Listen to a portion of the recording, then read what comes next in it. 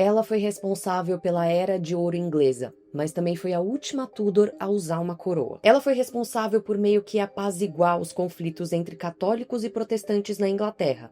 Mas ela também mandou executar sua prima por questões políticas e, querendo ou não, religiosas também. Nesse episódio eu vou te contar tudo sobre Elizabeth I, a filha de Henrique VIII com Ana Bolena, que recebeu o trono inglês assim completamente caótico e precisou dar a volta por cima. Eu vou te contar sobre a sua infância, sobre como ela sobreviveu aos reinados dos seus irmãos e como foi o seu próprio mandato. E é claro que no fim do episódio eu também vou te contar o que você pode visitar na Inglaterra para conhecer um pouquinho mais Elizabeth I. E é com esse episódio que eu encerro essa minissérie dos Tudors. Minissérie essa, gente, que assim, eu achei que ia me deixar maluca, porque eu sabia que os Tudors eram complicados, mas até o momento que eu sentei e comecei a escrever o roteiro de cada um deles, eu acho que eu esperava que era um pouquinho menos complicado. Mas de verdade, eu gostei muito de produzir essa minissérie. Eu fiquei completamente obcecada por essa família e eu sei que muitos de vocês também são obcecados por eles, porque eu vou acompanhando todos os comentários. E lembrando aqui, gente, que para os assinantes do Passaporte pro Crime, vocês têm acesso a um episódio extra sobre um Tudor extra, que no caso é o Edward VI. Esse episódio saiu semana passada e ele foi escolhido pelos apoiadores do Passaporte pro Crime, tá? Lá no grupo do WhatsApp, todo comecinho de mês eu faço uma enquete perguntando qual o episódio extra daquele mês que os meus ouvintes querem e os apoiadores da vez votaram ali no episódio do Edward VI. Esse episódio saiu semana passada e ele também tá muito bom pra entender todas as tretas que inclusive vão aparecer nesse episódio também. Então fica aqui o meu convite, caso você não seja apoiador do Passaporte pro Crime, é só você acessar um dos links na descrição do episódio para ver a melhor forma de apoiar, mas fica também o meu enorme agradecimento a todos vocês que acompanharam toda essa minissérie, vocês ouvintes, apoiadores que votaram no Edward VI, enfim, todos vocês sabem que vocês são perfeitos. E com isso, então, chega de enrolação e bora pro último episódio dessa minissérie. Eu sou Andressa Esfer e esse é o Passaporte pro Crime, um podcast que vai te trazer histórias de crimes, suspense e aquelas histórias meio macabras de várias partes do mundo. Alguns desses lugares eu conheci, outros eu espero conhecer em breve. Elizabeth Tudor nasceu em 7 de setembro de 1533, no Palácio de Greenwich, na Inglaterra, e era filha de Ana Bolena e Henrique VIII. E assim, logo ao nascer, a Elizabeth ela já era uma criança muito importante. Isso porque ela seria nada mais nada menos do que a herdeira do trono inglês. Assim, ela tinha uma meia-irmã mais velha, que no caso era Maria, né, que era filha do Henrique VIII com a Catarina de Aragão. Só que, pro Henrique VIII poder casar com a Ana Bolena, vulgo mãe da nossa personagem principal, ele precisou anular o casamento dele com a Catarina de Aragão, o que fez com que a Maria fosse considerada uma filha ilegítima e, consequentemente, fosse tirada da linha de sucessão do trono. Então, quando a Elizabeth nasce, realmente ela é a única herdeira legítima ali. A questão só, gente, é que assim, o Henrique VIII, ele não estava feliz com essa ideia. Naquela época em questão, mulheres até poderiam tomar o trono, assim, poderiam ser rainhas de algum lugar, mas se elas se casassem, era muito provável que o marido delas de fato governasse o país. E o Henrique não queria isso. Ele não queria outra pessoa comandando ali a Inglaterra. E também ele tinha uma pequena preocupação, né? Que era assim, se ele morresse e não tivesse nenhum herdeiro homem, ele tinha medo de causar uma nova Guerra das Rosas. E se você ouviu o episódio do Henrique VII, você sabe muito bem do que eu tô falando. Mas, né, mal sabia ele que ao invés de começar uma Guerra das Rosas, ele começou uma treta bem maior que essa por conta de religião, né? Mas tudo bem. Enfim, gente, ele queria porque queria um herdeiro homem. Resumindo tudo aqui, ele queria um herdeiro homem. E a questão é que a Elizabeth nasce, ele não fica muito feliz, mas ainda tem um pouquinho de esperança. Só que essa esperança, ela vai acabando com o tempo. E aqui, gente, você vai perceber que eu vou retomar bem rapidinho o decorrer das coisas na vida de Elizabeth, mas de outros atores envolvidos na história, porque a gente tem episódios sobre todos eles aqui nessa minissérie. Mas então, só pra te lembrar. Quando a Elizabeth tinha 2 anos de idade, a Ana Bolena foi executada. Isso fez com que a Elizabeth já fosse declarada ilegítima e privada do seu lugar na sucessão real. Tudo isso com pouquíssimos anos de vida. A questão é que 11 dias depois da execução da sua mãe, o seu pai se casa com uma nova mulher chamada Jane Seymour. A Jane logo engravida e dá luz a um menino chamado Eduardo, ou Edward, o então herdeiro de tudo. E a Jane logo depois morre por conta de complicações do trabalho de parto. E isso tudo, gente, afeta diretamente a vida da nossa personagem principal, né? Porque assim, Agora que ela era considerada ilegítima, ela foi mantida afastada da corte, meio vivendo nas sombras, assim. E nisso ela foi transferida, então, para Hatfield House, que ficava em Hatfield. Lá, ela foi cuidada por algumas governantas, sendo a mais famosa delas Catherine Champernoun, ou Catherine Ashley, que era seu nome de casada. Mas que, assim, para facilitar a vida de todo mundo, incluindo a nossa, ela era mais conhecida como Cat. A Cat, gente, foi, assim, a figura materna que a Elizabeth precisava. Ela era totalmente responsável pela rotina e pela disciplina da jovem, além de supervisionar, assim, os seus estudos. E ainda nesse quesito dos estudos, por mais que a Elizabeth fosse considerada ilegítima, né, não tivesse direito ali à sucessão do trono, o Henrique VIII, ele se preocupava com a educação da sua filha. E então ele fez com que ela tivesse acesso, assim, aos melhores tutores daquela época. E ela se destacou bastante nessa questão dos estudos, tá? Assim, existem relatos daquela época que, super novinha, ela já sabia falar 5 línguas, por exemplo. Mas aí nisso, né, um tempo se passa, aquela coisa de sempre aqui do podcast, né? A Elizabeth vai vivendo a sua vida, vai estudando, vai sendo criada pela Cat e tudo mais, até que a gente chega em 1543. Em 1543, o Henrique VIII, o pai da nossa personagem principal, ele se casa pela 6ª vez com uma mulher chamada Catherine Parr. Assim, só pra te lembrar bem rapidinho, antes da Parr tiveram outras esposas também, que foram a Ana de Cleves e a Catherine Howard, sendo a primeira divorciada e a segunda também executada por Henrique VIII. Assim, quando eu falo executada por Henrique VIII, não é que o Henrique VIII que cortou as cabeças, tá? Mas assim, que mandou executar. Você ouviu os outros episódios, você sabe o que eu tô falando, né? Mas assim, com relação a esses 2 casamentos anteriores, a Elizabeth era muito pequena e realmente não existem registros, nem relatos da época, ou que seja, relato é ótimo, né? Registros. Que falem, assim, da relação da Elizabeth com alguma dessas mulheres que foi esposa do seu pai e tal. Então, realmente, não, tipo, se passa meio batido. O que se sabe é que durante esses casamentos, a Elizabeth, de fato, seguiu vivendo a vida como sempre. Quer dizer, assim, ainda, né, nas sombras da corte, mas sendo super bem tratada, porque, afinal de contas, ela era filha biológica do rei. Só que, com a Catherine Parr, a situação é bem diferente, e é por isso que eu trouxe ela aqui com um pouquinho mais de atenção. A Catherine Parr se dava muito bem com os filhos do Henrique, que por sua vez já estava assim com a sua saúde meio debilitada. A Parr então convenceu o rei a se reaproximar das filhas Maria e Elizabeth antes que fosse tarde demais. Não à toa, nesse mesmo ano, em 43, o Henrique VIII assinou o 3º ato da sucessão, em que colocava Maria e Elizabeth de volta à linha sucessória do trono. Mas claro, né, tudo isso abaixo do Edward, que era o único filho homem. A Elizabeth então volta pra corte, se destacando assim pelos cabelos ruivos iguaizinhos ao do pai e os olhos castanhos da mãe. E ela acompanhou de pertinho assim a Catherine Parr, que ensinou bastante pra Elizabeth sobre a reforma protestante, sendo ela mesma, né, a Catherine, uma protestante mais ferrenha que o Henrique. E as duas logo criaram um vínculo muito forte. Nisso então mais um tempinho se passa com tudo isso acontecendo, até que em 1547 o Henrique VIII morre. E com isso, o meio-irmão da Elizabeth vira o rei da Inglaterra. A questão é que o menino só tinha 9 anos de idade na época. Então se criou ali um esquema que tinha um Lorde Protetor, Edward Seymour, que era o tio materno do Edward, mas outros caras também que meio que governavam a Inglaterra junto do rei até que ele atingisse a maioridade. De novo, gente, lembrando do episódio do Edward VI, por isso que eu tô passando um pouquinho mais rapidinho, que no episódio do Edward VI eu aprofundo bem tudo isso. Nisso tudo, a Catherine Parr, ela se casa de novo com o outro tio do Edward, o irmão do Lorde Protetor, um cara chamado Thomas Seymour. E foi só uma questão de tempo até esse casal novo, né, convidar a Elizabeth, que na época tinha seus 14 anos, assim, pra ir morar com eles. E a Elizabeth aceitou o convite, assim, ela realmente era muito próxima da Catherine Parr, e ela foi morar com os dois lá em Chelsea. A questão é que o Thomas, com o passar do tempo, ele começa a importunar a Elizabeth, assim, de uma maneira bastante inapropriada. Quer dizer, né, o Thomas, ele fazia umas brincadeiras, assim, com a Elizabeth, do tipo, ficar fazendo cócegas, dar tapinha aqui, dar tapinha ali, coisas que, assim, naquela época eram bem problemáticas. E não só isso, ele também acordava, assim, o mais cedo possível antes da Elizabeth e entrava no quarto da Elizabeth enquanto ela estava de roupas íntimas, que quer dizer, né, assim, ainda era uma camisola naquela época e tal, mas era um absurdo um homem ver uma mulher daquele jeito.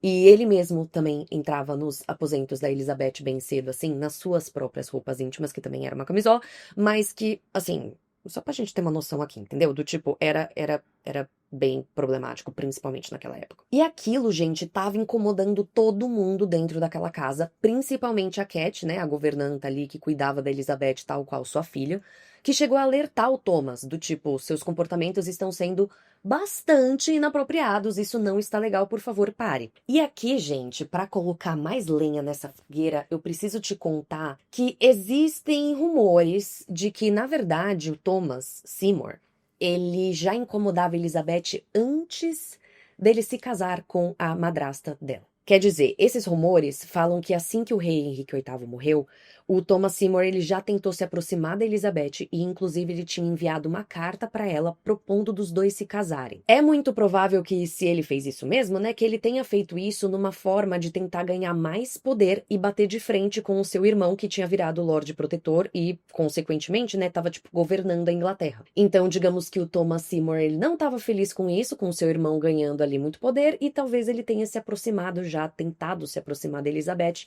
como uma forma de bater de frente com o irmão. Enfim, seja como for, quando que isso tudo começou, que seja, o que se sabe de fato é que moravam os três, né, a Catherine, o Thomas Seymour e a Elizabeth sob o mesmo teto, e era sabido por absolutamente todo mundo que o Thomas fazia essas brincadeiras com a Elizabeth.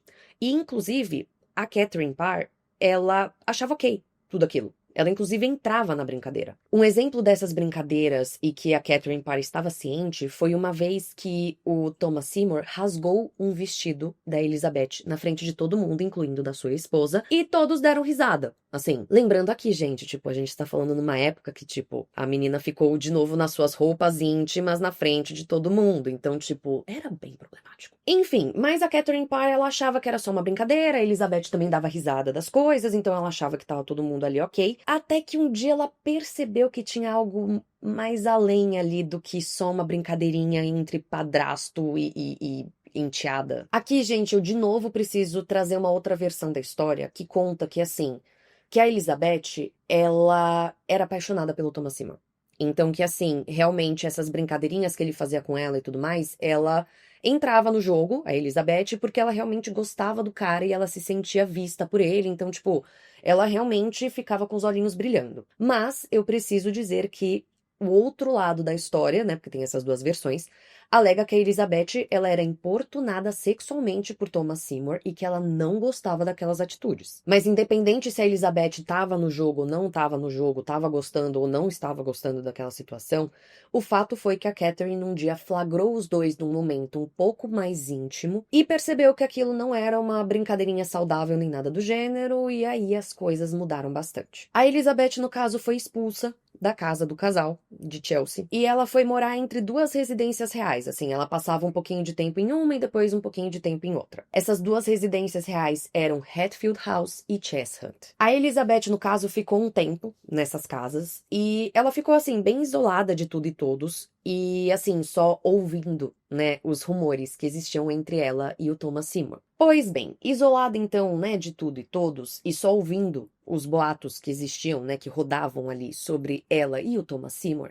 a Elizabeth decidiu que a melhor coisa que ela poderia fazer nesse momento era focar nos seus estudos. Ela, de novo, né, teve acesso a tutores super renomados, assim, e aí ela focou seus estudos em línguas, em dança, em música, em retórica e outras coisas mais. Mas assim, gente, só pra reforçar uma coisa aqui, não é que a Elizabeth estava presa ou que ela estava sendo punida. Ela só foi afastada, assim, da corte por um tempinho até que as coisas se acalmassem. Mas ela recebia visitas, assim, de figuras importantes e tudo mais, do tipo, ela mantinha sua vida mais ou menos normal, né? Porque, afinal de contas, ela estava afastada de tudo e todos, mas assim, ela ainda tinha contato com as pessoas, aquela coisa tudo. Mas esse período, gente, ele realmente foi, assim, crucial na vida da Elizabeth, porque foi realmente quando ela deixou de ser aquela garota ingênua para virar uma mulher madura e bem ligeira. Isso porque, assim, esse escândalo com o Thomas Seymour só mostrou para ela como a sua honra pessoal estava ligada às suas relações. E como, dependendo das suas atitudes para com, principalmente homens, né, como tudo isso tinha um impacto muito grande na sua vida. Não à toa, a partir desse acontecimento todo, a Elizabeth ela passou a ser muito desconfiada com relação a homens e com relação a casamento. Mas guarda essa informaçãozinha, bota um pin aí que depois, né, mais pra frente a gente retoma essa ideia. O grande ponto aqui, gente, é que todo esse escândalo, toda essa treta fez com que a nossa personagem principal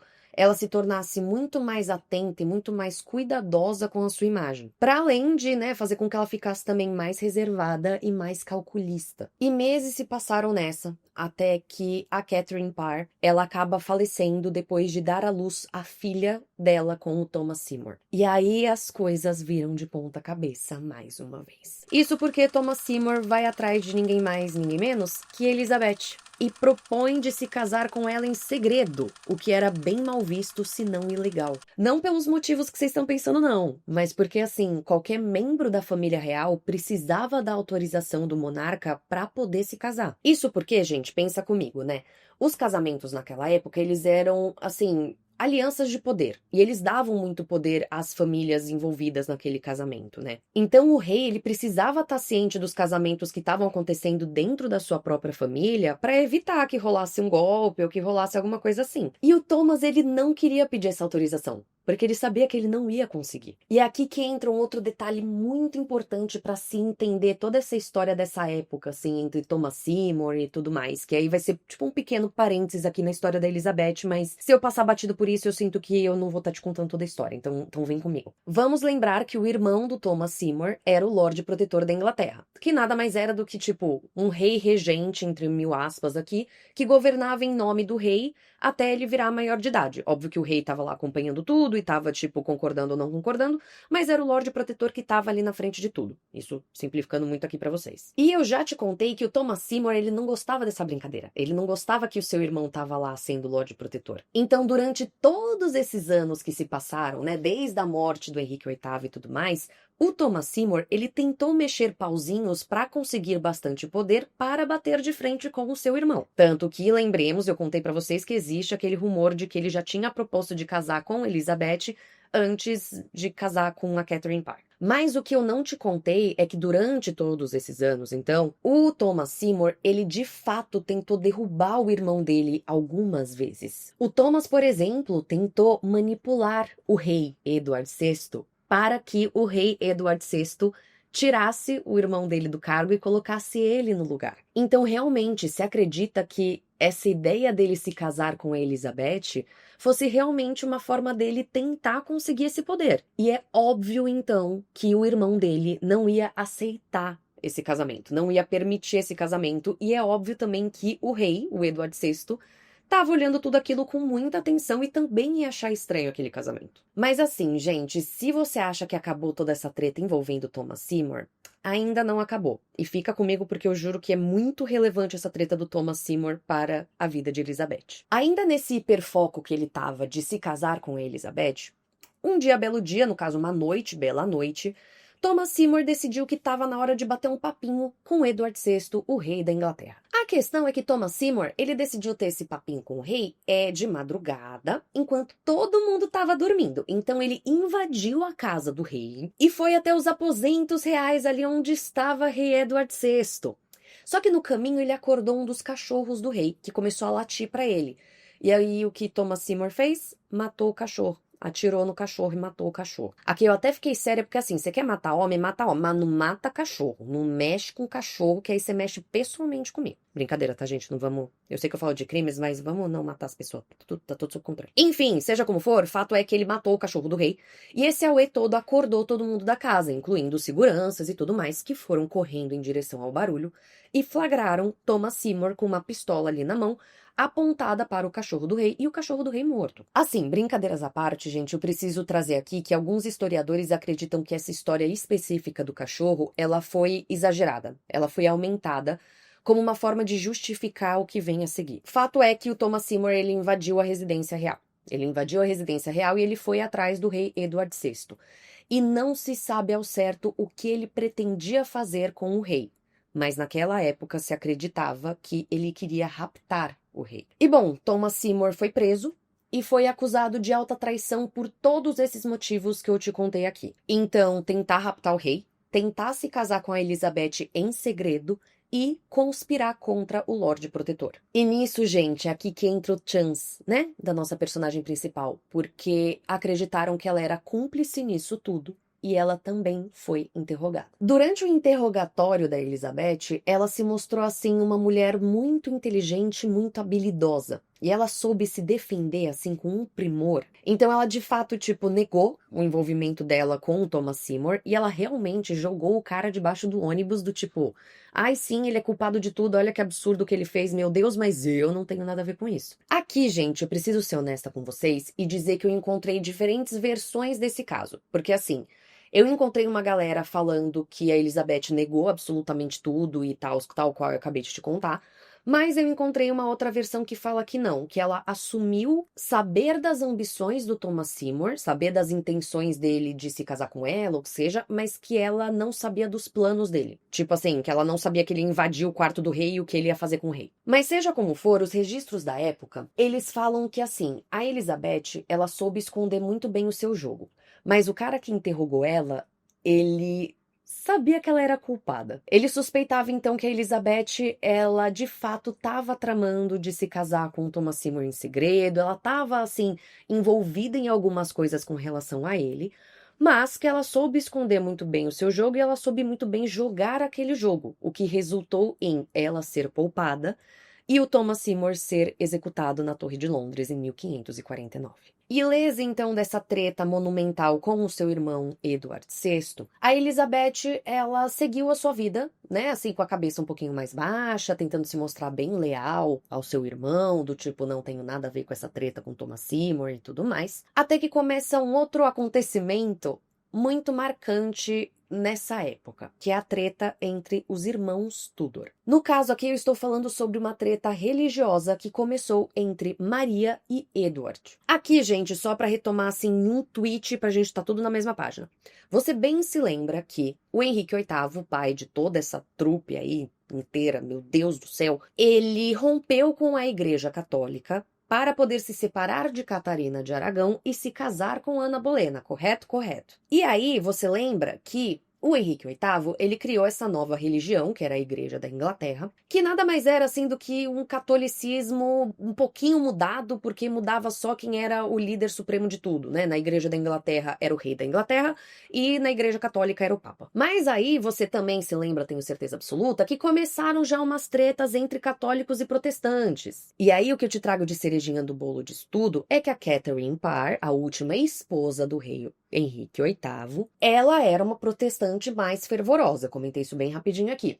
E ela contribuiu para a educação de Edward e de Elizabeth como sendo, assim, mais protestante, trazendo umas paradas mais reformistas e mais protestantes. Beleza? Todo mundo na mesma página? É exatamente aqui que a gente se encontra. O Edward, então, ele foi criado como protestante, sendo influenciado tanto pela Catherine Parr quanto por outros membros importantíssimos da corte do seu reinado, que eram protestantes, assim, bem mais fervorosos. Então, o que a gente pode afirmar aqui, meu povo, é que o Edward era um protestante fervoroso. Já a Maria, que era filha de Henrique com Catarina de Aragão, não era. A Maria era neta dos chamados reis católicos, e a religião católica foi muito fundamental na formação da sua mãe e, consequentemente, dela também. Então, o que a gente pode dizer é que a Maria era uma católica fervorosa. Bom, começava aí um embate fortíssimo entre os irmãos. E a Elizabeth estava ali no meio. A Elizabeth, ela era protestante, tá? Só que assim, ela era muito menos devota que o seu irmão. Mesmo eles tendo sido criados no mesmo entorno, assim, ela de fato era mais de boas. Ela, no caso, nunca foi, tipo, super devota. Então, ela realmente era considerada bem mais moderada e mais importante do que absolutamente tudo isso que eu te falei. Ela sabia muito bem jogar o jogo dos Tudors. Depois de todo o auê do seu envolvimento com Thomas Seymour, desde ela adolescente até agora, se bem que ela ainda era adolescente, mas tudo bem, digamos que a Elizabeth, ela entendeu que ela precisava opinar menos, falar menos e observar mais. Então, quando o Edward e a Maria estavam lá se matando, e aí, gente, também vou deixar esses detalhes pro episódio do Edward mesmo, que lá eu me aprofundo bem, a Elizabeth, ela não se metia. Quer dizer, ela frequentava os cultos protestantes, até porque isso era uma lei na Inglaterra daquela época, e era algo que o rei Edward VI mandava, mas ela também conseguia conversar com a Maria de uma maneira muito mais compreensiva, assim. Então, realmente, do tipo, ela ficava do lado dos dois irmãos ali, um pouquinho com um pouquinho com o outro, ela jogava esse jogo. E ela tava levando esse jogo de cintura, assim, uma hora brigando com o irmão, uma hora brigando com o outro, porque querendo ou não, gente, pensa comigo, ela tava literalmente no meio dos dois. Então ela acabava levando porrada dos dois lados também. Não é que, tipo, ela tava lá linda, maravilhosa. Ela levava porrada. Só que ela sempre se resolvia com os dois irmãos, porque é isso. Ela tinha um jogo de cintura, ela sabia o que falar pra agradar cada um. Então ela foi contornando toda essa situação e passando ali meio batida nisso tudo. Até que a vida vira de ponta cabeça mais uma vez. No caso, o Eduardo VI, ele morre aos 15 anos de idade em 1553. A ordem natural das coisas impunha que a Maria era a herdeira. Afinal, foi essa lei que o Henrique VIII aprovou lá atrás, quando ele casou com a Catherine Parr e tudo mais. Só que o Edward, ele deu uma cartada final antes de partir. Ele colocou no seu testamento que, na verdade, uma outra mulher chamada Lady Jane Grey era a herdeira do trono. Lady Jane Grey aqui, gente, só pra tentar simplificar muito isso, era ninguém mais, ninguém menos que neta de uma outra Maria Tudor, que no caso era a rainha da França, mas assim, ela era uma Tudor. E ela, no caso, a Jane Grey aí, era protestante, diferente da Mary. Então, o Edward, ele fez essa jogada pensando exatamente no seu legado, com medo de que, se a sua irmã católica, fervorosa, assumisse o poder, ela reverteria todo o trabalho religioso que ele tinha feito durante o seu reinado. E nisso a Jane, ela foi proclamada rainha da Inglaterra. Só que a Maria... A Mary não deixou nada, nadíssima. Nossa, agora que eu tô reparando, né, que às vezes eu tô chamando ela de Mary e às vezes de Maria. Mas enfim, a gente tá falando da mesma pessoa, tá? Enfim, ela não deixou nada barato, ela foi atrás do que era dela. No caso, gente, Lady Jane Grey ficou 9 dias no poder. Até que a Maria foi lá e jogou a mulher pro lado e tomou o poder ela mesma. E a Elizabeth, gente, apareceu ao lado da sua irmã triunfante, assim, apoiando a sua vitória e tudo mais. Mas aí eu preciso só fofocar aqui rapidinho, bem baixinho.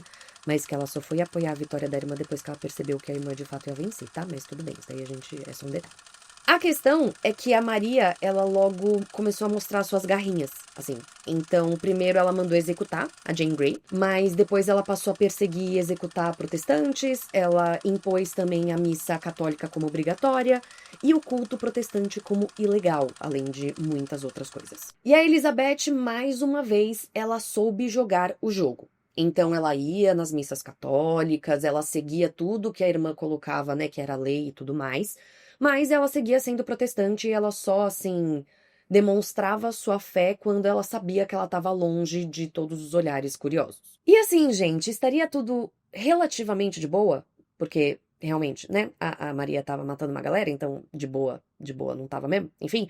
Mas estaria tudo relativamente de boa se a Maria, ela não tomasse algumas atitudes, assim, que desagradassem o povo inglês, que por sua vez começou a gostar da ideia de colocar a Elizabeth no lugar da Maria. E aí começou a jogar uma irmã contra a outra. Logo no ano seguinte da sua tomada de poder, a Maria anunciou que ela ia se casar com o Felipe II da Espanha.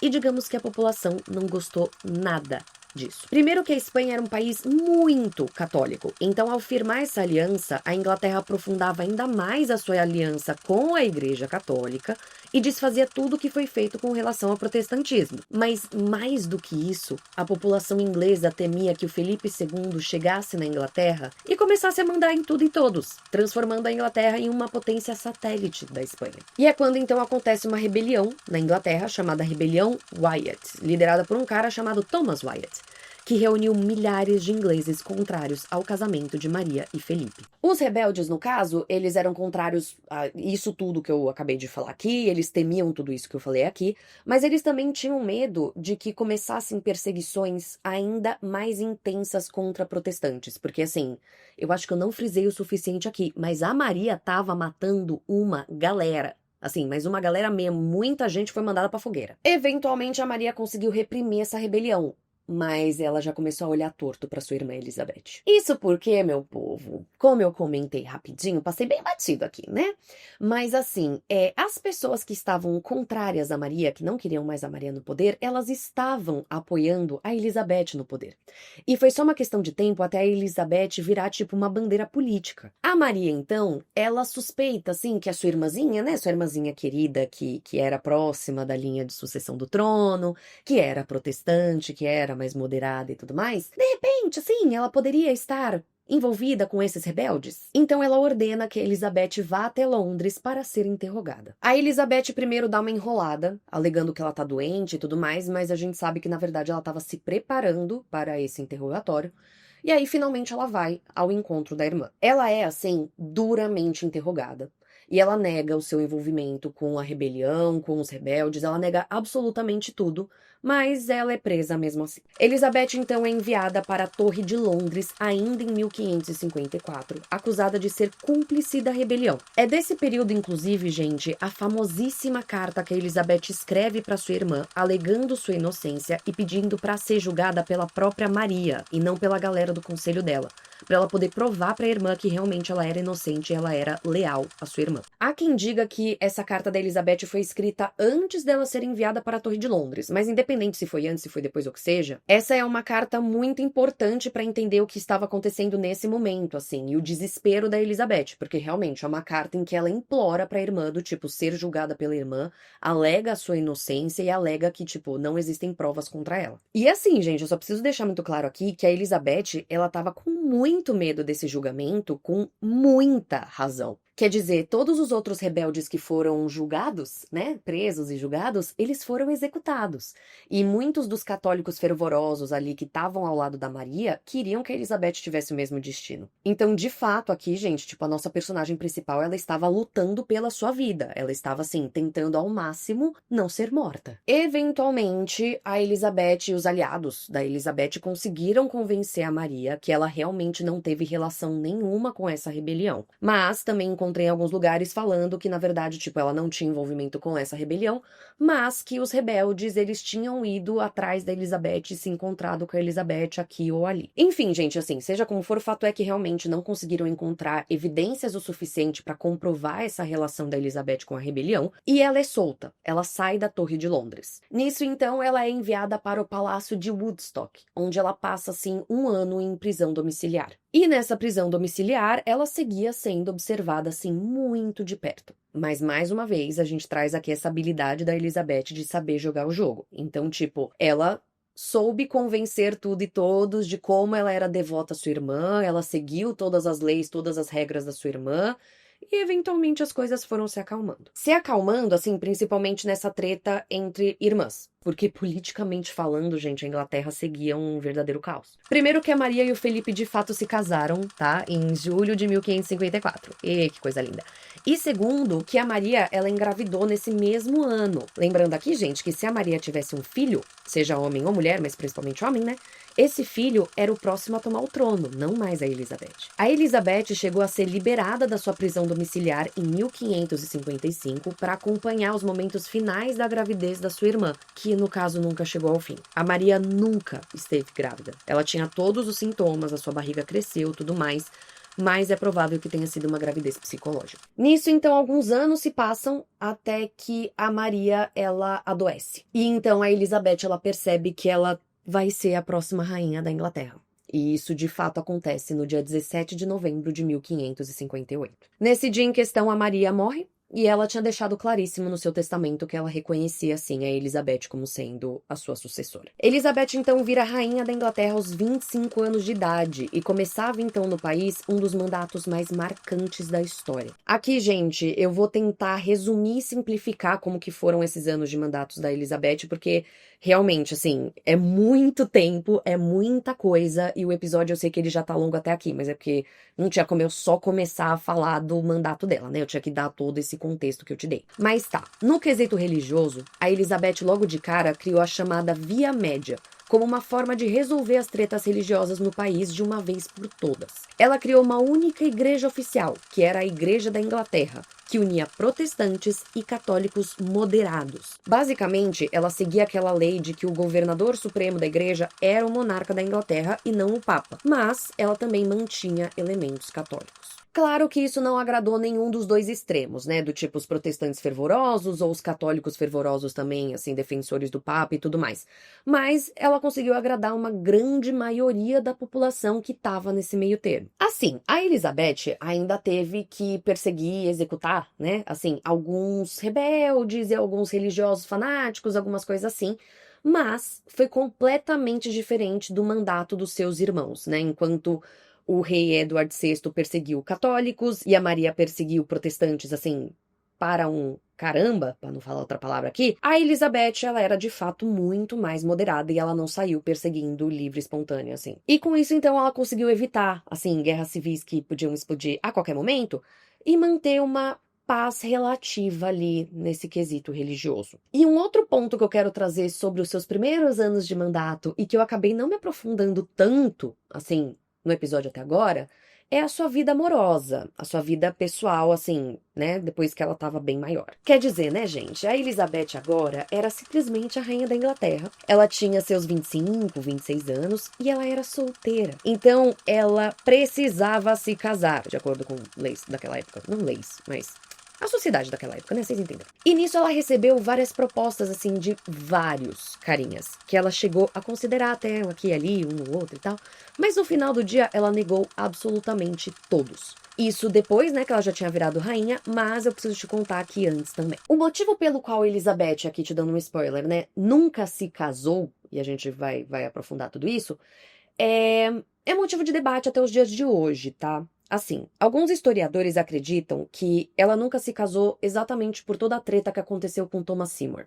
Então, que ela ficou, assim, real traumatizada e com uma imagem muito negativa com relação a casamentos e relacionamentos com homens. Mas outros historiadores já acham que ela não quis se casar porque ela não queria ser colocada num lugar, assim, de, tipo, inferioridade em comparação com o seu marido. Porque a gente sabe que naquela época, né, o machismo, ele tava, eu ia falar, reinando, literalmente. Enfim, então, tipo, ela não queria se casar porque ela não queria ser colocada como inferior ao seu marido. Mas, entretanto, todavia, porém, outros historiadores acham que ela evitou de se casar exatamente pelo trauma que ela tinha com relação ao casamento dos seus pais. Porque, vamos lembrar aqui, né? A mãe dela foi executada a mando do pai, depois que o pai se cansou dela e rolou toda uma treta política. O episódio da Ana Bolena tá ótimo pra você entender isso. Mas, assim, a mulher foi executada depois de se casar. Enfim, gente, acho que a gente nunca vai saber o motivo pelo qual a Elizabeth não quis se casar. Mas o que a gente sabe é que ela soube muito bem também jogar esse jogo do casamento. Isso porque, gente, ao enrolar vários príncipes europeus, tá? Porque, assim, ela, do tipo, negociava de se casar com príncipes europeus e tudo mais, do tipo, demonstrava interesse, mas não firmava nada, tipo, não batia martelo ou o que seja. Ao fazer tudo isso, a Elizabeth, ela soube, assim, construir alianças, mas sem se comprometer demais. E, principalmente, sem causar divisões internas dentro do seu próprio país, como foi o caso da sua irmã quando ela anunciou que ela ia se casar com o rei da Espanha. Mas uma coisa que, de fato, é consenso entre os historiadores, para além disso de que a Elizabeth soube jogar muito bem o jogo do casamento, é que a Elizabeth teve um grande amor da sua vida, que era um cara chamado Robert Dudley, um amigo seu de infância que estava sempre, mas sempre perto da Elizabeth. A esposa dele, inclusive, faleceu de uma maneira misteriosa e chegaram a achar que o Dudley tinha assassinado ela para poder se casar com a Elizabeth, mas isso nunca foi comprovado. Independente de se os dois se amavam ou o que seja, o fato é que o Dudley era um nobre, e o casamento dele com a Elizabeth não ia trazer benefícios políticos interessantes. Então, é claro, ninguém apoiou aquela ideia. Mas enfim, seja como for, o fato é que a vida amorosa da Elizabeth também é bem debatida ao se falar da nossa personagem principal. Mas não por ela ter 1000 amantes e mandar matar os seus maridos, tal qual o seu pai, mas, pelo contrário, ela se declarava a rainha virgem, a rainha que era casada com o próprio reino e tinha como filhos a população. Era assim que ela mesma se nomeava rainha virgem e era assim que ela ficaria conhecida também. Assim, né, gente? Eu preciso te contar que existem rumores de que assim, ela teve seus amantes aqui e ali, rolaram umas coisinhas tudo. Mas, assim, de fato, se casar, ela nunca se casou. A questão só, gente, é que assim, se a Elizabeth não se casasse e não tivesse filhos, digamos que não tinha um herdeiro, né? Então, digamos que a coroa passaria para uma pessoa que não era da dinastia Tudor. E, de novo, mais uma coisinha pra você botar aí um pinzinho, porque a gente já vai se aprofundar nisso. E aí, então, antes de entrar no quesito política externa, que eu vou trazer tudo isso, essas tretas e tal, eu só queria também te contar com relação à política interna, como que foi o mandato da Elizabeth I. Digamos, assim, que a Elizabeth, ela recebeu uma bomba relógio. Tá bom assim? É porque é realmente isso. Ela recebeu uma bomba relógio e ela precisava, assim, Ih, fugiu a palavra. Desmontar? Desarmar essa bomba o mais rápido possível. Isso porque, gente, ela tinha herdado da sua irmã queridíssima Maria uma Inglaterra, tipo, quebrada. economicamente, porque a Maria se meteu em algumas guerras e tudo mais, e isso ferrou, real, a economia do país. Mas não só isso, né? O seu pai e o seu irmão, que vieram antes da Maria, eles também eram conhecidos por, assim, não saber manjar do dinheiro. No caso, eles eram conhecidos, assim, por torrar dinheiro. Eles torravam todos os dinheiros no plural, viu? Mas eles torraram dinheiro durante os seus mandatos também. E aí a Maria, ela herdou um país que estava, assim, com a inflação completamente descompensada e ferrada economicamente. Então ela precisou se virar nos 30 para reverter toda essa situação. E de fato, gente, ela conseguiu. Tipo, ela junto com o seu governo, né, porque tinham outras pessoas ali trabalhando com ela, conseguiram pensar em uma série de soluções assim para controlar a inflação e para recuperar o dinheiro dos cofres públicos. Aqui eu preciso trazer uma curiosidade assim, que inclusive a Elizabeth ela é conhecida por ser mão de vaca, tá? Assim, tipo, na época ela era conhecida por ser mão de vaca e é uma coisa que se diz até os dias de hoje. Porque realmente, assim, ela foi uma rainha que não ficava ostentando e que controlava muito bem os seus gastos, assim. Ela era bem rígida nessa questão de gastos. É claro que ela ainda usava roupas super luxuosas e fazia uns eventos gigantescos, aquelas coisas bem de monarquia mesmo.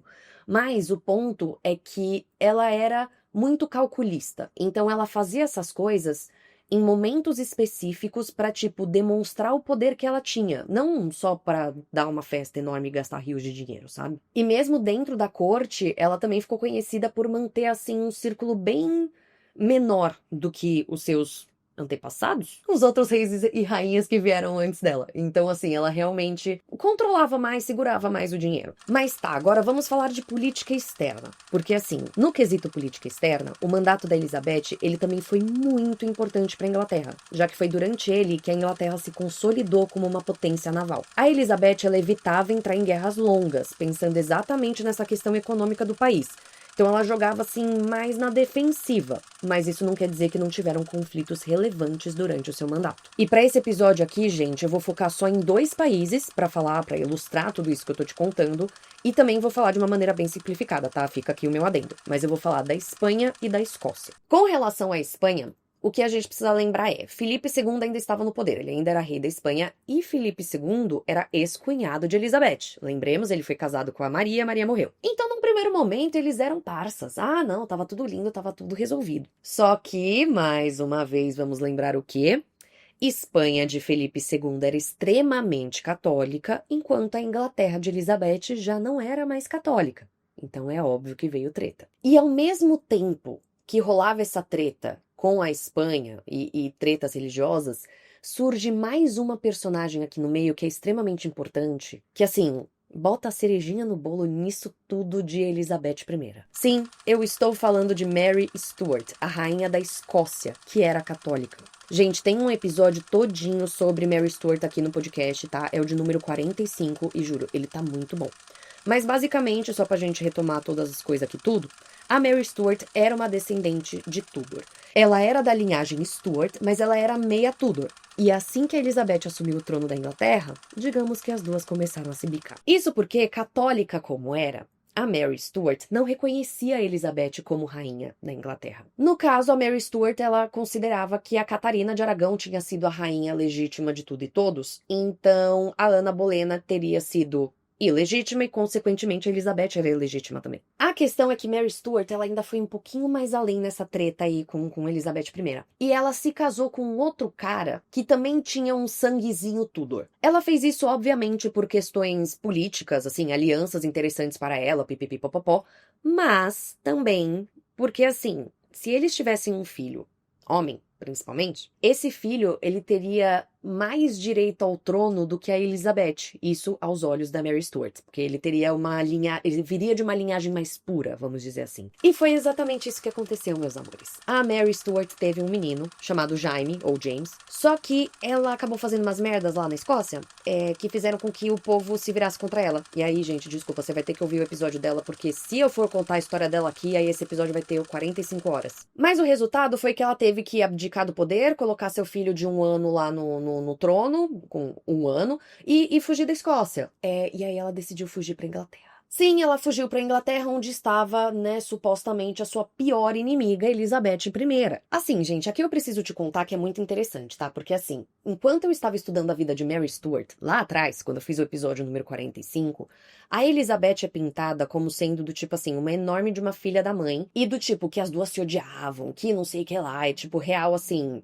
Bem, na verdade, é bem na linha que eu tô te contando aqui. Só que, agora, estudando para Elizabeth I, eu me deparei com algumas versões que colocam a Elizabeth como uma pessoa compassiva, a relação dela com a Mary Stuart como sendo uma coisa mais amigável, que as duas se gostavam e tudo mais. E eu achei isso muito louco, tá? Assim, eu vou tentar trazer essas duas versões ao longo do episódio, eu vou me ater mais à versão que eu trouxe no episódio da Mary Stuart, mas eu vou tentar trazer do tipo essas outras versões que eu encontrei também. Mas tá, fato é que a Mary Stuart cruzou a fronteira pra Inglaterra, e eu sigo sem entender por que ela fez isso quando ela tinha a França como aliada, mas tudo bem, aí você vai ter que ouvir o episódio dela. E aí ela foi presa na hora. Pelo governo de Elizabeth I, que afinal de contas elas eram inimigas. Claro, a versão da Elizabeth Boazinha fala que a Mary cruzou essa fronteira porque a Elizabeth tinha garantido que ia manter ela em segurança.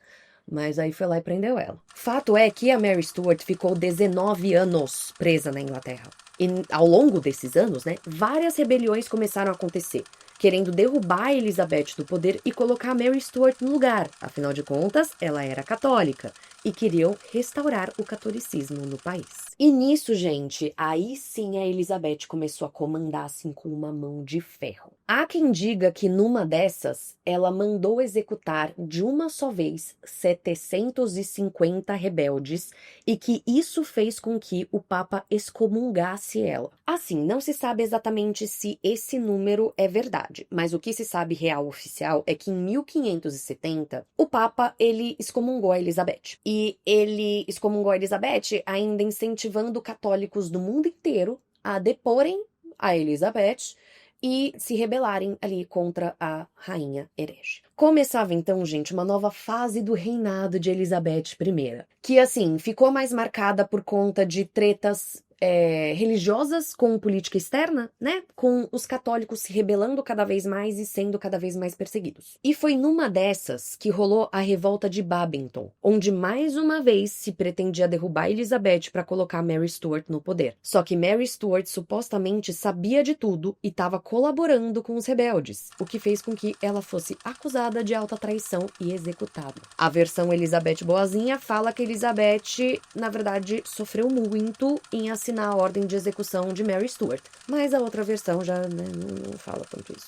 Enfim, gente, com a Mary Stuart morta agora, executada, tirada de cena, aí que a Espanha volta. Aí a Espanha volta com tudo. Isso porque a Espanha já estava batendo de frente com a Inglaterra por conta de religião há muito tempo. E quando surgiu a Mary Stuart, digamos que a Espanha não pensou 2 vezes antes de apoiar a Mary Stuart e querer tirar a Elizabeth para colocar Mary Stuart. Só que agora, com Mary Stuart morta e com o Papa excomungando Elizabeth I, digamos que aí a Espanha olhava para Elizabeth do tipo, você é minha pior das piores inimigas. Então, em 1588, rola uma ofensiva por parte dos espanhóis que queriam retomar o catolicismo na Inglaterra. Esse episódio ficou conhecido como a Armada Espanhola.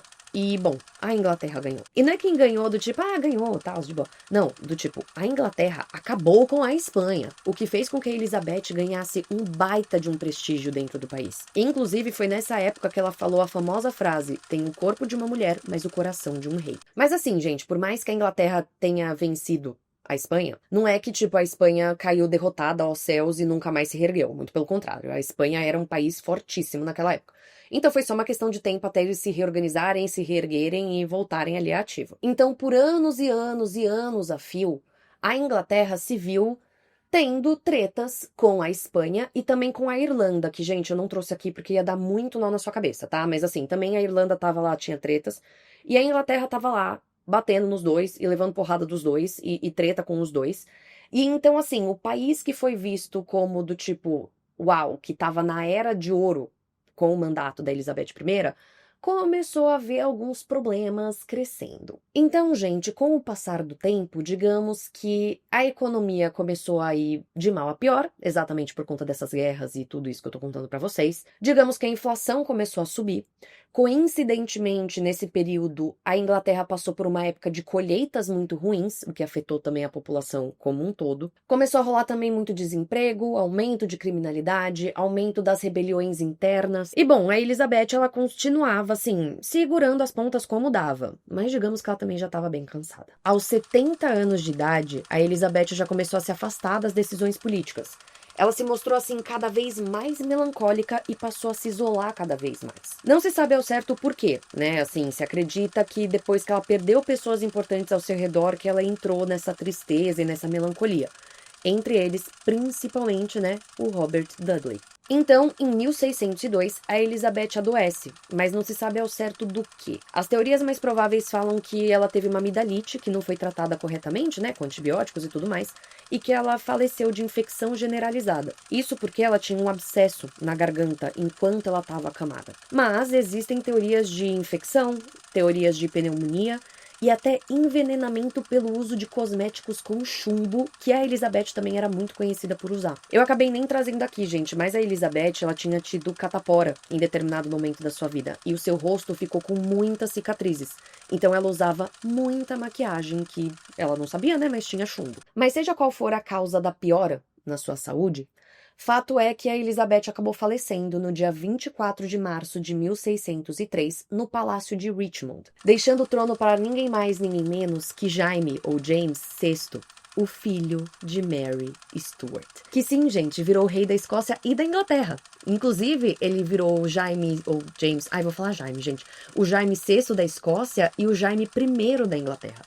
Mas enfim, ele colocou um fim, né, na dinastia Tudor e começou a dinastia Stuart. E a Elizabeth, gente, recebeu um funeral, assim, lotadaço de gente, que cronistas da época chegaram a retratar como sendo bastante comovente, com pessoas emocionadas e tudo mais. Sim, no finalzinho do seu mandato ela foi perdendo apoio popular aqui e ali, mas, no geral, quando a gente fala de Elizabeth I, só se fala de coisas boas. É claro que vai ter uma penca de gente que vai criticar ela por muitos dos motivos que eu trouxe aqui e outros que eu também não consegui trazer, porque, de verdade, a vida dessa mulher é um livro, ou 3 livros, enfim. Assim como vão ter pessoas que vão gostar muito dela e elogiar muito ela por muitos dos motivos que eu trouxe aqui e outros que eu também não consegui trazer, porque, de novo, a vida dela é enorme e muita coisa. Mas, normalmente, ao se falar de Elizabeth I, se lembra da Era de Ouro da Inglaterra, se fala que ela foi uma das, se não a maior rainha da Inglaterra, do tipo a mais fodelona e que mais trouxe coisas positivas para o país. De novo, gente, eu espero que eu tenha conseguido trazer todos os lados possíveis e imagináveis e cabe a você decidir o que você achou de Elizabeth I. Mas tá, Elizabeth I foi enterrada na abadia de Westminster junto com a sua irmã, a Mary I também. E com isso, meus amores, meu Deus do céu, eu encerro a história de hoje. Eu acho que esse foi o roteiro mais difícil que eu escrevi da minissérie inteira, sabia? Porque, assim, falar de Elizabeth não dá pra você só começar a falar sobre o mandato dela, você tem que falar da vida antes. E a vida antes dela já é um caos, assim, já tem tanta coisa. Eu tava até acompanhando aqui a gravação do Bruto, né, porque eu fico acompanhando quanto tempo tá levando de gravação. E, assim, só de vida prévia dela, eu falei por 1 hora. E aí eu, tipo, meu Deus. E aí, agora o restante da vida dela eu falei em 45 minutos. Não sei se eu me saí melhor ou se realmente eu acabei trazendo menos coisa. Mas é porque assim, gente, tem que trazer, entendeu? É muita coisa. Mas não só isso, né? Eu achei interessante trazer ela pra encerrar a minissérie dos Tudors, porque eu comecei com o Henrique VII, que foi quem começou a dinastia. E aí achei que trazer a Elizabeth, que foi a última da dinastia Tudor, foi do tipo fechar com chave de ouro.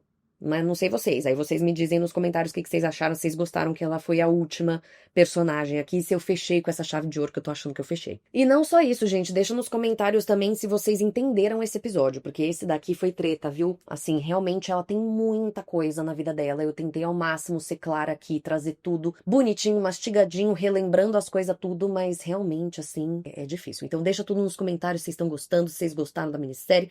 Enfim, vamos falar de dica de viagem louco.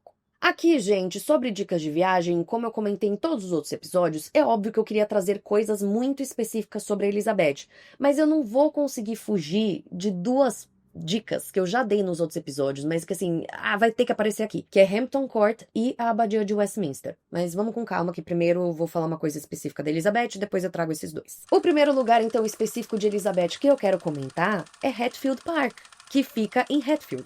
1 hora e pouquinho assim de carro de Londres. Essa, gente, é a casa onde a Elizabeth passou parte da infância e da sua juventude também. E não só isso, foi lá que ela recebeu a notícia que ela ia ser rainha, em 1558. Bom, lá você consegue visitar os antigos aposentos, onde a Elizabeth esteve e tal, tudo mais, aquela coisa toda, e ver inclusive o lugar exato onde ela recebeu a notícia que ela ia ser rainha. Assim, gente, aqui eu só preciso reforçar uma coisinha que eu não sei se vocês perceberam, mas esse lugar, ele se chama Hatfield Park, porque assim, ele parece um parque de diversões gigantesco, maior que o Hopi Hari, juro por Deus, que lugar enorme. E eu falei do Hopi Hari porque assim, se você tá vendo a versão em vídeo, olha o mapinha que eu achei. Esse mapinha é muito parecido com o do Hopi Hari, cara. Se você sabe o que eu tô falando, você sabe o que eu tô falando.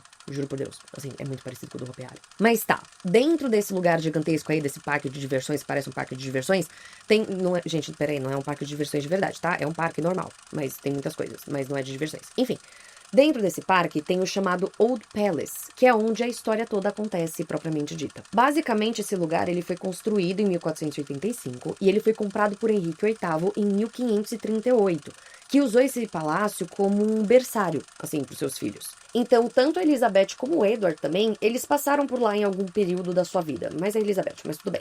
E eles tiveram uma infância feliz ali, até que, né, o pai morreu. E aí, no que o pai morreu, o Edward assumiu, as crianças estavam já tudo crescido e tal, enfim, tudo virou de ponta cabeça de novo, blá blá blá blá. Mas assim, durante o reinado da Maria, vamos lembrar que a Maria também manteve a Elizabeth afastada de todos e todos, presa, não sei o que lá. Pois bem, a Elizabeth ficou presa em Hatfield, em prisão domiciliar. Então sim, foi onde ela passou a sua infância, foi onde ela ficou presa domiciliarmente e também foi lá, caminhando pelos jardins da casa, que a Elizabeth foi informada que ela seria a nova rainha da Inglaterra. Então, enfim, né, gente, esse lugar, assim, respira história, né? Pelo amor de Deus. E não só isso, tá? Eu tava fuxicando, assim, por cima e parece que o parque, ele também tem coisas referentes a outras pessoas importantes ali da Inglaterra e tal, mas eu vou só focar na Elizabeth aqui, pelo amor de Cristo. Pois bem, já pulando pra partes práticas, então, para visitar o parque propriamente dito, você precisa comprar um ingresso. E para visitar o Old Palace, você tem a opção de fazer um tour guiado que você tem que pagar um valor extra. Assim, o valor do parque é carinho, não é tão caro quanto as dicas que eu dei de Londres especificamente, mas entendo, porque muita gente ficou falando, é muito caro. Tipo, entendo de onde parte. E aí, o tour guiado é tipo metade do valor do ingresso, então você acaba pagando, assim, um ingresso e meio pra poder fazer esse tour. Tipo, pra entrar e fazer o tour. Mas eu preciso te dizer que eu não vi uma santa alma que fez esse tour que não falou que valeu cada mísero centavo. Porque, assim, esse tour é realmente uma aula sobre os Tudors e uma aula sobre aquele lugar. E, tipo, te traz todos os detalhes mais ricos possíveis de tudo que aconteceu naquela casa. A única coisa só, gente, que eu preciso te alertar é que o Old Palace, especificamente, ele pode ser alugado para eventos e para casamentos, o que significa que ele fecha, dependendo, né, se tá alugado para casamento que seja, então você não vai poder visitar enquanto estiver rolando um casamento ali. Então, assim, o que eles fazem é, eles deixam tudo isso muito claro no site deles, eles deixam uma página, assim, gritando, falando, se tiver casamento, você não entra. Mas, infelizmente, isso pode variar muito, né, porque assim, tipo, a pessoa pode marcar o casamento quando ela quiser. Então, o que eu recomendo, mas é o que eles recomendam também, é você ficar de olho no site deles assim que você souber quando você vai pra lá, porque eles costumam liberar a agenda 2 semanas na frente. Então, tipo, eu tava produzindo esse episódio em setembro e já tinha a previsão, assim, já tinha a agenda das 2 últimas semanas de setembro ali disponíveis pra eu dar uma fuxicada e entender que dias que teriam os tours disponíveis, ou seja, os dias que o Old Palace estaria aberto. E aí, se você for fazer o tour, você tem que comprar o ingresso lá na hora, tá? Na bilheteria mesmo. Ou quiosque, eles chamam de quiosque, achei fofinho. Mas aí você tem que comprar lá na hora, não dá pra você comprar assim antes, pelo site. A única coisa só que não ficou clara pra mim, gente, é se você pode entrar no Old Palace sem fazer o tour. Do tipo, se você poderia ir assim, num dia que não tá tendo tour, por livre e espontânea vontade, dar uma voltinha por lá. Eu quero falar que sim, mas realmente eu não entendi isso direito, então é aquilo que eu sempre falo nos episódios, né? Tipo, eu te trago a dica, mas se você realmente se interessou e quer visitar, por favor, se informe de todos esses detalhes pra não chegar lá, se decepcionar e vir brigar comigo. Graças a Deus ninguém brigou comigo até hoje. Obrigada, Senhor. Mas assim, gente, pelo que eu estava vendo, esse tour vale muito a pena, então eu com certeza faria. E esse Old Palace parece ser muito legal, porque realmente, assim, vai te levar pelos aposentos Tudors, mas vai acabar te trazendo muita coisa da Elizabeth I. Ah, e uma coisinha que eu só esqueci de falar, gente, o parque ele é gigantesco, então assim, entenda-se, você vai andar pra cacete. Ops. Olha lá, os palavrão saindo tudo de novo. Mas você vai andar muito e é um passeio de dia inteiro. Então, tipo, esteja preparado psicologicamente pra isso. Mas então, agora chega a hora que eu trago aquelas 2 dicas que já apareceram por aqui, mas que, gente, eu preciso trazer. E aí eu vou começar pelo final. Eu vou começar pela Abadia de Westminster, porque eu digo que é o final, porque é onde a Elizabeth tá enterrada até os dias de hoje, né? Ela inicialmente, gente, foi enterrada no jazigo do seu avô, do Henrique VII, debaixo ali do monumento que tinha em homenagem a ele. Mas, depois, o Jaime, o dito cujo Jaime, ou James, ou Jaime lá, o novo rei da Inglaterra, ele mandou erguer um grande monumento em mármore branco, em homenagem a Elizabeth, no corredor norte, na capela Henrique VII. Curiosidades à parte aqui, gente, Mary Stuart também está enterrada lá, tá bom? Então tá bem. Com um monumento maior que o da Elizabeth e no corredor oposto. Eu achei bem afrontoso, mas eu quero muito ir lá ver. Mas tá, gente, em 1606, o caixão ali da Elizabeth, ele foi movido para debaixo desse monumento e foi movido também o caixão da Mary I, né, da sua irmã, da Maria, que cada hora eu tô chamando de um jeito. E aí as duas estão lá enterradas juntas. E aí sobre coisas práticas, gente, eu acabei trazendo isso já nos outros episódios, então eu não quero me prolongar muito. Mas basicamente no site da Abadia você tem todas as informações que você precisa, tá? É bem completinho e tudo mais, você consegue comprar o ingresso com antecedência. Ali você tem que reservar um horário, então esteja atento a isso. E você também consegue colocar experiências a mais que você gostaria de ter. Então, se você quer visitar uma galeria específica, sim, você tem que pagar mais, e aí você pode comprar antecipado ou comprar lá de repente. E tem também uns livros que eles oferecem do tipo de guia mesmo pra lá. Então, enfim. Tá tudo no site deles bem detalhadinho. E aí, gente, pra finalizar esse episódio, eu queria trazer Hampton Court, porque realmente, assim, você vai acabar vendo coisas dos Tudors num geral, incluindo a Elizabeth. Aqui eu não vou conseguir te trazer algo super, hiper, mega específico da Elizabeth pra você ver em Hampton Court, por isso que eu deixei até essa dica por último. Mas assim, lá me parece ser realmente um prato muito cheio pra quem curte os Tudors, porque realmente, tipo, foi o lugar que o Henrique VIII reformou para toda a família e para um monte de gente e tal, foi onde grande parte, se não todos esses reis aí dos Tudors ficaram a maior parte do tempo. E realmente tem muita coisa fazendo referência a todos os Tudors. Então, realmente, tipo, dos lugares que eu indiquei ao longo dessa minissérie, Hampton Court parece ser o lugar mais, tipo, prato cheio mesmo. E aí, gente, com relação a dicas práticas também, não vou entrar tão a fundo, porque eu também já falei muito nos outros episódios, e esse episódio já tá gigantesco. Mas, de novo, o site deles também é muito intuitivo, você também consegue todas as informações. Inclusive, o site deles é muito legal, porque tem informações de todos os personagens Tudors. E não só os Tudors, tem outras pessoas também. Mas porque é um site que é, tipo, de vários outros palácios reais e tudo mais, não só de Hampton Court.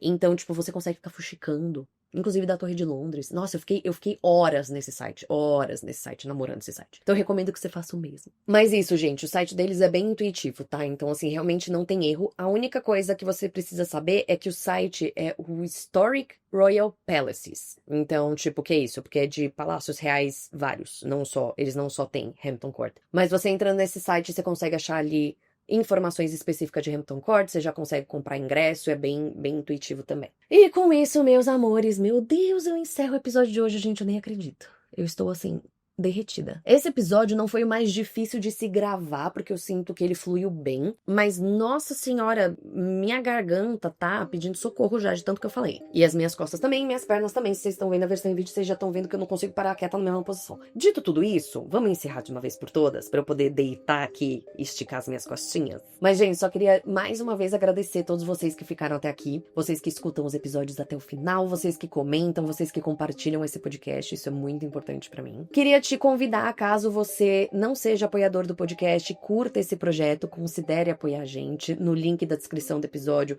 você tem várias formas, assim, que você pode apoiar, com valores que começam em R$5, então, assim, né, dá pra Dá pra dar uma ajudadinha. E você tem acesso a várias outras coisas, principalmente episódios extras. Eu lembro que eu fiz uma enquete lá atrás com vocês e muita gente votou em episódios extras. Então estou trazendo episódios extras todos os meses para os apoiadores. Então, se você quer ouvir mais aqui de Passaporte pro Crime, é só entrar lá num link na descrição do episódio, ou na Aurelo, ou no Apoia-se, ou no Patreon, que seja, e aí ver um plano de apoio que inclua os episódios extras e começar a ouvir os episódios extras também. Fora isso, é aquele blá blá blá de sempre. Não esquece de encaminhar esse podcast para aquela pessoa que você sabe que vai gostar. Não esquece de se inscrever no canal no YouTube e seguir aqui, ativar o sininho e seguir o podcast no Spotify.